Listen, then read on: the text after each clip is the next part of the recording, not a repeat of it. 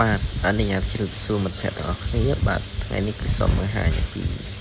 ការវះខ្លាញ់ថ្លែនដែលយើងវះថ្លែនដែលស្រស់ដែលយើងយកទៅ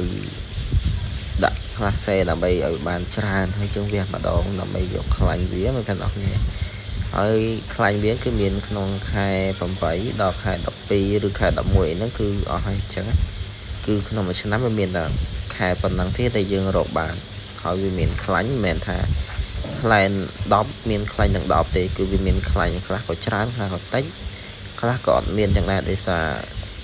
វានឹងហៅរបស់ធម្មជាតិគឺវាអញ្ចឹងវាអត់មានខ្លាញ់ស្មើភាពគ្នាទេ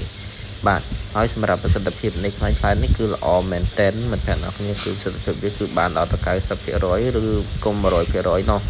គឺប្រសិទ្ធភាពវាចាប់ពី3ទៅ4ថ្ងៃឬក៏មួយអាទិត្យហ្នឹងគឺប្រសិទ្ធភាពតែម្ដងគឺលឿនតែម្ដងណាពេលបានផលហើយក៏វាបានផលយូរមិនងាយនឹងស្រកតូចមកវិញទេគឺវាបានផលយូរល្អណាស់ហើយប្រើទៅមិនភ័យប៉ះពាល់បញ្ហាលើសុខភាពទាំងម្លងពេលប្រើរហូតដល់អនាគតទៅទៀតអញ្ចឹងគឺវាមានទៅក្តៅកាហាយខ្ទួរមាស់រលាករលាត់ឬក៏បញ្ហាផ្សេងដែលយើងជួបប្រទះទេគឺវាល្អមែនទែនសម្រាប់ខ្លាញ់ធម្មជាតិណាបាទអានេះជាខ្លាញ់ធម្មជាតិ 100% ដែលយើងធ្វើខ្លួនឯងរកដោយខ្លួនឯងចម្រាញ់ដោយខ្លួនឯង